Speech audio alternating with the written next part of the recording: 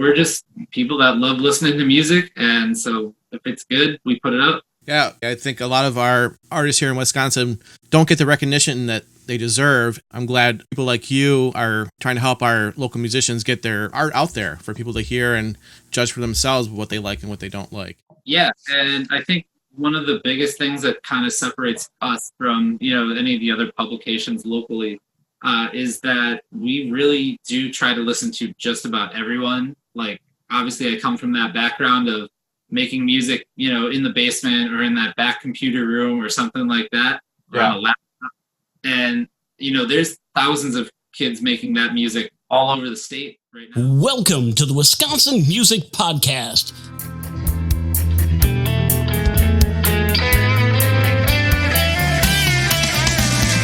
Here to introduce you to the great musicians and music businesses and organizations of Wisconsin. Every week, Wisconsin Music Podcast will be bringing you great information on what's happening in the Wisconsin music world. For our music-loving listeners, we'll bring you music that you haven't even heard of yet from unique and talented artists and hear about their journey so far. You'll either hear live performances of their songs or songs from their selected discography. For our musicians out there wondering what they can do to further their recognition, we'll be calling upon Wisconsin music businesses and organizations to enlighten you on what they're doing to help further your music journey. And now, here's your host, Zach Fell. Thanks, Dean. Hey, everyone. Welcome to the Wisconsin Music Podcast. Glad you guys can make it. Don't forget to check out the song we have at the end of the podcast from a band from the 1970s called Orpheus Alley. They were a jazz fusion band. So make sure you check that out after our interview. We have a great guest today.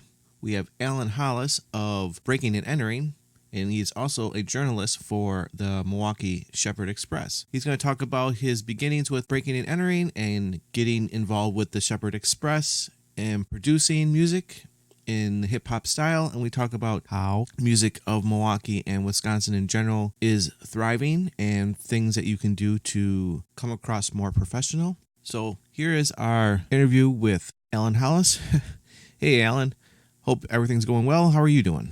Things are going well. Been very busy. Been a pretty hectic day, but pretty much what I'm used to.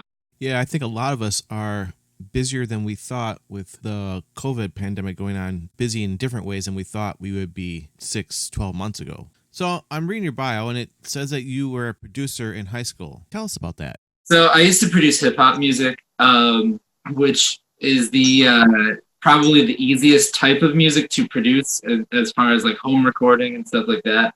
Okay. I used to make beats. I got my start because I had a cousin who was trying to rap, and basically he played me a bunch of beats that he made, and I thought I could do better than that, honestly. And so I downloaded a program called FL Studio, which at the time was Fruity Loops, and right, yeah, I remember that. Yeah, and then just started making my own beats from there. Eventually, he stopped rapping, and I just kind of had all this music that I was sitting on, so I started reaching out to local artists, and one thing led to another, and started getting on different tracks with different people. For people listening to the podcast, they might not know what you mean by beats. How would you describe what a beat is? So for in the case of hip hop, it would make an instrumental track basically. So, any kind of samples, any kind of drums, loops, things like that, all slapped together. Very easy to make if you've got a computer that has some production software. So that's what I was doing. There's 1,000 different ways to do it too, but that's right. What I was doing. And then I would send that instrumental off to rappers, and they would go and make a track with it. Excellent. So you obviously got to the point where you were really good at it, and people really enjoyed your production on these beats. Yeah, I'd say so. I didn't have like the most successful run as a producer, but I definitely had enough tracks that we could make a little compilation out of it, and people used it for different projects. I did produce an album for a guy named Madtown's Twin in Madison, and made the Milwaukee Journal Sentinel for a production with a rapper named Prophetic. So did a lot of stuff with a group called the Cranberry Show. So yeah, I a few people definitely checked out what I was doing. When you were growing up, did you ever play an instrument, or was making beats kind of like your first introduction to music? So I was very self-taught. Begged my parents for a drum set when I was like 7 or 8 years old. Never actually took lessons though. My lessons were watching like rock videos, and then I would just kind of mimic what the drummer was doing. Yeah. And then later on, had a guitar, or well, I've always had guitars around, but actually taught myself how to play probably around high schoolish too. Just a lot of like YouTube teaching myself how to. So yeah, it's all been kind of just myself and the internet making it happen. Nothing wrong with that. There's a lot of great stuff on YouTube. So after high school, in your bio, you're saying you went into working on breaking and entering. So where did that idea come from? So breaking and entering has had a few different forms over the years. It actually came out of myself and a friend in high school at Thomas More High School here in Milwaukee. We were both going to Marquette University, and we said that we were going to do a student radio show. And it was kind of like a joke back and forth. And then eventually it was like, well, what if we did a podcast? And so we said we were going to do it out of our friend's dorm. And she said, basically, if you're going to do it out of our dorm, you're going to have to call it Breaking and Entering, because that's the only way that we're letting you in. That's where the name came. And I was like, sure, fine. And it stuck. But really, I mean, it did become a student radio show at one point. And then after that, the person that I was doing the show with, he was a psychology major, super intensive stuff, very busy time schedule. So we kind of split out and did our own thing. And I still had like the website and all the social media for it. And this was the blog era of like hip hop. So I kind of just made it a showcase site for local music. Excellent. And now, pre-COVID, how did you see your business growing? So we did a lot of business actually out of live shows. That was, I mean, we have the daily music website, which is what we still are, where we have, showcases of new music that comes out and basically embed all the new projects coming out of Milwaukee artists. But on top of that, we were doing shows to kind of expand the business, and they were kind of these big promotional events for us. We had a beat battle that we also do, which again is just instrumental tracks, kind of like the movie 8 Mile, but with beats. Okay. We were doing that. We had plans for our 3rd year of that and everything. So that was kind of the biggest thing pre-COVID. Now, actually, kind of since everything has happened, one of the best investments I think I made was I took $200 that we were supposed to use to send to one of our writers to go to South by Southwest this year. And once that all kind of fell through, took that money and invested in some microphones. So now we're doing a digital radio show that's online every week. It's on 30 stations all over the world. Wow. Also on an FM station out of Madison as well. And then Spotify actually just created a new sort of segment of podcasts where Spotify and Anchor allow you to use music, and you can basically make a podcast with music in it. So our radio show is on Spotify now too. Excellent. Expand a little bit on this new project that you're talking about. Yeah, so we do a 2-hour independent underground hip hop show that we broadcast out of Milwaukee every week. We record it in advance, and then it's myself and Patrick Carroll, one of our other contributors who does like concert reviews and stuff for us. He's a buddy of mine for a long time. The two of us talking about hip hop, and then we play local hip hop music in between. And that's broadcast out. Like I said, we send it out every Thursday, and then it goes out to all these different stations that play us whenever they want on their schedule. And now Spotify too. So now you can hear Milwaukee music, and you can hear us kind of talking and blabbing about nothing in between. Right. How do local hip hop artists get their music to you? So the biggest way is we have an email address, info@breakingandentering.net. They can send their music there. As a writer, because that is what I am full-time too. I write for the Shepherd Express in Milwaukee. Emails are the biggest thing. I hate getting DMs. I get flooded with DMs all the time. Okay. But yeah, email is for sure the number one way to go. And is there a criteria that you're looking for when you're listening to these albums that come to you? To be honest, no. There isn't really any sort of specific thing that I'm like, this has to be it. We cover a lot of, very diverse genres of music too. The website itself, I mean, we specialize in hip hop because that's a lot of the music that's made here in Milwaukee. Right. Isn't being covered here as much. Yeah. But we really kind of, just look for anything new, different, interesting. But our website covers everything from, rock music to hip hop. One of our writers, Ben Slowey, does a lot of stuff with like experimental and more electronic kind of stuff too. So we're just people that love listening to music. And so if it's good, we put it up. Yeah, I think a lot of our artists here in Wisconsin don't get the recognition that they deserve. I'm glad people like you are trying to help our local musicians get their art out there for people to hear and judge for themselves what they like and what they don't like. Yeah, and I think one of the biggest things that kind of separates us from, any of the other publications locally is that we really do try to listen to just about everyone. Like, obviously, I come from that background of making music, in the basement or in that back computer room or something like that, or on a laptop.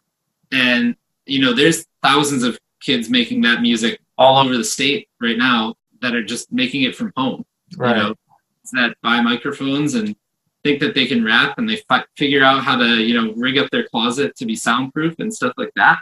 So that shouldn't be discouraged at all. No. So I think that that's, what we're doing is trying to shine a light on those kids as well as, the artists that might be getting, major placements and things like that too. Absolutely. We want people to become more creative and not less creative. Yeah, I definitely think so. I think, it's established. I'm sure kids are just getting into it too. Kids that have had no time before because they've been busy with whatever. Right.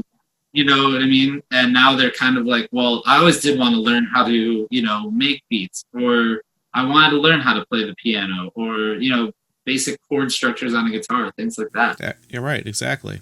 Now's the chance for them to kind of learn the way that I did. Yeah, exactly. I mean, it's just, kind of like what you was talking about earlier about when you were learning how to play drums, you just watched YouTube videos and listened to albums, and you were being creative that way instead of, not watching a screen, but you were still actually learning how to do something. Yeah. Even before that, I mean, when I was super, super little, it was Peter Criss from Kiss. Okay. There's one specific music video where I can see that it's like, I could see like an overhead of him drumming. Mm-hmm. So that's how you keep like a basic beat, like to cross your arms over it. And like my left hand is supposed to play the snare. My right is supposed to play the hi-hat. Like literally just visually watching it. Yeah. And kind of getting an idea of what it was supposed to sound like and working from there. What do you see post-COVID for breaking and entering? Post-COVID, it's going to be very interesting because we're doing so much now as far as output, like content that we had not been doing, previously. And we've been experimenting a lot. I mean, the radio show was one big experiment, kind of, that we said, let's see how long we can do this for. And we're 30 episodes deep on that. But then we're also doing stuff like we're streaming more on Twitch, normally a video gaming platform where it was. And now there's, since the pandemic hit, there's actually more non-video game content on Twitch than there is video game content. And for those that don't know what Twitch is, what is it actually? So it was intended for, I think, people to live stream them playing video games and chat about it on the side and things like that. When esports was really new, it was in real infancy, that was where Twitch was where you would, I guess, watch that sort of thing. I really had only heard of it, hadn't really like played around too much with it. And then we were part of a music festival online that we sponsored called the Forward Music Festival, where they had broadcasts from home, different artists, different Milwaukee artists. And they were really broadcasting their stuff on Twitch. The full festival was all in one spot. And so we kind of said, let's take that and let's use, the platform, and we can show music videos on there. We can, kind of banter back and forth and do our own like little blocks of videos and then talk about it in between. We have concert footage. We taped all of our old shows that we used to put on. So we have all that old, archive footage. So it's a place to kind of, watch it with an audience and cultivate a community that way. Okay, cool. What else are you thinking for the future with breaking and entering? So we do have some stuff in the works. We definitely want to bring our beat battle back. We are looking at doing a much larger version of that, and I can't give away too much just about that yet. But once it's safe to have crowds and have events again, we're definitely going to be looking at that for hopefully next May and June, which is when we would normally have our beat battle. And then we're bringing concerts back in a way, hopefully, that we can do this to kind of not only be a promotional tool for us, but then find a way to kind of benefit some of the venues that have been affected by it. I'm friends with Kelsey Kaufman at Cactus Club, and have personally covered her story of their show, their concert venue being kind of shut down, and X-Ray Arcade and Cudahy and all these other places that are independent venues. So we're going to work on bringing shows back, and I think we're going to try to do it with a little bit more of a community aspect to it too. Wonderful. And how would people get involved once, obviously, COVID's gone, get involved with Beat Battle? So the Beat Battle, we usually take submissions beginning in March. So it's a tournament called Big Beat MKE. It's 8 weeks long. And we used to do it at the Jackalope Lounge in Third Ward. I'm not sure if we're doing it there next year or not yet. They have new owners, so we're going to find out. But basically, they would submit music online in March, and then we have a panel of judges that are either like local rappers, music writers. We've got some radio personalities involved. Just a group of people that want to, that really like instrumental music. And it could be hip hop, it could be like electronica, EDM, things like that. Like it can be kind of all over the place. We cut that list down of all the people that submit down to 16 people, and then they go head to head. We schedule out like a bracket, and over the course of 8 weeks until we have a winner. And generally we have a winner with a trophy and a prize package featuring some stuff from the sponsors for every year. That sounds like another excellent opportunity for musicians in that genre. Yeah, I think tentatively we have set for March 1st for submissions to open for next year, assuming that we're on somewhat of a normal schedule. Obviously, with COVID, we're not sure when that's going to happen, but hopefully, next year that's going to definitely fly again. Yeah, exactly. I'm amazed how much this last couple of months has been kind of just speeding right along. Right. We're already kind of thinking about next year for events and concerts and things like that, which is kind of crazy to think about. Right. Exactly. You also mentions in your bio that you work for the Shepherd Express. So tell me how that came about. That actually came about largely through breaking and entering. I actually just started at the Shepherd July 1st. So I'm fairly new to it, but I had just kind of applied. And in my interview, I didn't have anything about breaking and entering on my resume or anything like that. And in my interview, I just said, by the way, I also do this music website. Unfortunately, some people on the web team there actually knew who I was through that. So yeah, it's kind of this weird new endeavor that I'm in, where I get to write about music full time, and it's pretty awesome. I like it a lot. So why don't you tell us about the last couple interviews that you did? I actually did 2 today. So I did one with Nick Schubert, who's the synth player from a band called Gold. You might know them from the Milwaukee area. He's got a new goth side project called Blood that's coming out around Halloween. So I did an interview with him. And then I also did an interview with a folk singer who was raised in Neenah, Wisconsin. And he's got a song called the Neenah, I believe it's called, I'm going to butcher the name, but I thought it was like the Neenah Blues or something like that. But he's got that single that's coming out as well too. Oh, cool. And it also says you consider yourself an entrepreneur. What I know about entrepreneurs is that they're the ones that have these great ideas, but the people that actually run those great ideas are the business owners. So are you an entrepreneur or are you a business owner? I would say there's a stigma around the word entrepreneur, but I think I'm a little bit of both.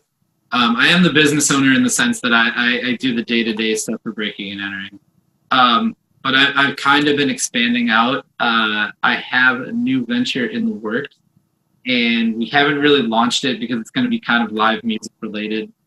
And we're thinking about launching that. Honestly, it's going to be fully up and running in not until 2022. because we're going to let the live music space kind of clear out within the next year. It'll be, what I can say is that it's going to be an expansion on what we've done already with Breaking and Entering, but to a much larger level. Excellent. So where do you want to see Breaking and Entering in the next 5 years? So actually getting hired with the Shepherd has kind of been a milestone moment, because originally I was thinking, we're going to be this big media behemoth, and we're going to be a print, or not print, but we're going to be a daily website, and that was going to be our main sort of output, was that we were going to be digital content and be articles and, covering national musicians and things like that. Doing something similar with the Shepherd Express now has led me into this whole kind of new phase where we get to experiment more, like I said, with audio and Twitch and things like that. Right. I think what I'd really like to see in the next 5 years of Breaking and Entering is to keep those things going, but scale those up. I actually messaged Ben Slowey, one of our writers, who also does the Mr. Nice Guy podcast. Okay. So we use that content for our website too. And I said, hey, what if we took the video from your podcast and we streamed it on Twitch every Monday? We do Mr. Nice Guy Monday, and he was all about it. Wheels turning, and I'm like, what if we just made it a fully functioning channel? Almost like an MTV kind of thing, but just Milwaukee music content all day. And I think that that's probably the future of some streaming media. We'll see. The landscape can change, in one update of something. But yeah, I think that's where I'd like to see is just more content around those things that aren't necessarily the website, but you can just find this all over the internet kind of thing. Talking about local music, obviously, it's a two-sided question. What do you feel is what would be suffocating the music scene, and what do you think is helping push the music scene more forward? That is a good one.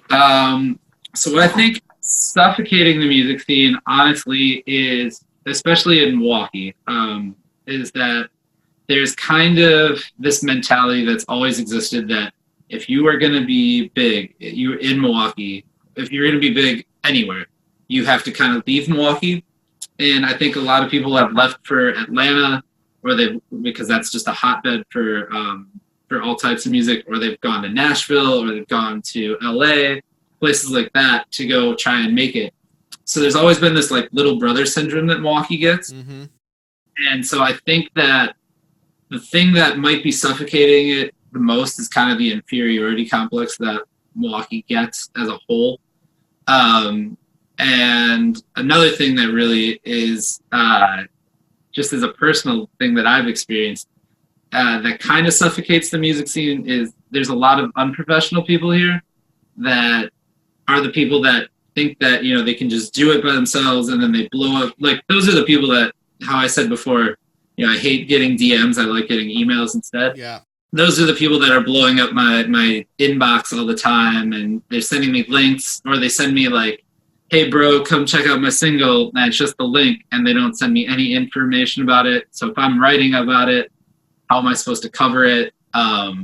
Things like that. So, there's a lot of unprofessional people, but I think that's outweighed, tenfold by the people that are actually professional and doing, doing it the right way, so to speak. And then you said the other part of the question was what do I think is going to make it grow? Yeah. So if COVID wasn't happening, I would think that the live music scene here in Milwaukee is actually in really good shape. We have a lot of venues that are doing some really interesting things. Like I said before, Cactus Club has they've pushed out to a wider variety of music and become a community space.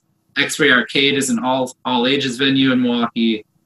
Jim Linneman and Linneman's in River West has been, just literally focused on music first and being a bar secondhand. So I think that there's a lot of stuff. Captain Pabst Pilot House, where we've done shows at the Pabst Brewery, has become a full functioning music venue prior to COVID. So, I think there's a lot of really good things on the horizon in the live music space, provided that those stages can stay, up and functional. And there's more of a push into downtown Milwaukee, just as a whole. I mean, there's been a lot of revitalization around the Fiserv Forum and, the Bucks Arena and the core of downtown. But I think nightlife and live music is going to be a big aspect of that. And we're really going to see that within the next decade or so. I think we're going to see a lot more live music options downtown, and will be a center of the city to kind of work on. Absolutely. I full-heartedly agree. I think it's a bubble that's about to pop in a good way. It's going to start spreading, and I think live music's just going to come back full force. I think because a lot of people want to get back to that as well, being in this pandemic. Yeah, I cannot tell you how soon I want to go see a show for sure. Oh, for sure, definitely. Talking about professionalism, what tips would you give people listening to be more professional? So I can speak from the writer side of things. And I tell people this all the time. Google is your best friend, for sure. If there's something that you don't know how to do as an artist, the business aspect of it, you can Google it, and you're probably going to get a lot of different answers, but you're going to find the thing that fits for you. But the number one thing for me is learn how to write a press release. If you can do that, or if you can, by some reason, either pay someone to do it, or somebody that's interested in writing, if you can, pitch your information to them and they can make an actual proper press release, learn how to write a press release. Because if you want any kind of substantial coverage, you can't just send them like a SoundCloud link and say, write this up. It's got to be somebody that, has some kind of, we got to have material. As a journalist, I got to have material to put something out there, right, and be factual and not have to chase you down to go find, this, that, or the other thing about you. So I would say learn how to do press. Another thing is know how to respect people's time. That is something that is pretty big. Big for me, at least personally, when I have artists that, will bombard me with, hey, here's 10 links of everything that I did in the last 6 months. Great, but I can't really, like if it's not anything that I can use, right, and then they'll hit you up after a week later if you haven't posted everything that they've done in those last 6 months. It's a never-ending cycle, and there's always going to be people like that, but the less of that people could do, the better. That's great advice. What do you see? I mean, I know we talked about breaking and entering in the next 5 years. What do you want to see yourself personally in 5 years? That is a good question, and that's something I've really actually thought about during the pandemic. I definitely want to still be, running, breaking, entering the, still be the business owner and still have my thing going. Personally, I'm also going to hopefully branch out a little bit, like I said, with some stuff with the entrepreneurial side of things. Mm-hmm. This live music concept that I wish I could tell you guys more about, but I can't just yet. Don't want to spoil it. And I have been looking at some of the other, interests that I have. Growing up, I was always a skateboarder. A friend of mine, and who I actually used to produce for, go figure. We used to run a skateboard company. I think we want a skateboard events company. I think we want to do some stuff with that, possibly going forward. Definitely looking more into the new media side of things and seeing what we can do there. There's just a lot of opportunity, I think, that didn't exist before. So I think that's what I want to see myself is, having multiple things, multiple irons in the fire. And being able, As we're getting close to the end of this, is there some local artists that you'd like to tell people about that you think deserve some recognition that's been working really hard? Yeah, definitely. This is the part where I could go on for days, for sure. Take your time. I've been asked to do this a lot, but I really think in the immediate moment, Vaughn Alexander is a rapper that has a style all to his own, and he's got a really, really great album that's about to come out. Definitely somebody to look up to. Genesis Renji has been putting out a ton of music. He put out for a while a song every Monday for quarantine. So he did that for about, I want to say like 12 weeks straight or something crazy like that. Mo City in Milwaukee has put out a ton of music. He put out probably one of the best underrated albums of the year that probably will get skipped by a lot of the awards people this year. It's called Benchwarmers. So that's on the hip hop side of things. Those artists, Schleeberry, Twan Mac, King Miles, all Wisconsin artists, all Milwaukee artists that are really crushing it. Nile and Fat Nerds and everything that they do as well. On the rock side of things, there's a lot of bands that also really just kind of catch my appeal with what they're doing. One is a band called Fuzzy Surf. They make amazing videos. I'm not lying. You should look them up on YouTube immediately. Don't even listen to them on Spotify. Like, look them up on YouTube because they put a lot of components into their visual aspect of things. So Fuzzy Surf is really cool. Really like what they're doing. Paper Holland and Flat Teeth. Those two bands are really, really great. God, and I'm blanking a little bit, but there's so many acts. Like I said, I could literally go for days and be like, there's so much great music here in Milwaukee. I think people really need to check out. And it's great that you can listen to, a ton of artists that you've heard on the radio for forever. But if you can discover somebody new, you might find somebody, really brilliant. Right. Oh, classic. I have to say, he's amazing what he's doing. God, I could go all day. That's so great is to get to hear about all these new artists out there in our local area, and there's so much talent. It's not just the top 100 Billboard artists that have been sitting there for 6 months. There's so much out there in our local communities. We just need to help them get recognized. Oh yeah, definitely. And I think our website does a good job of doing it.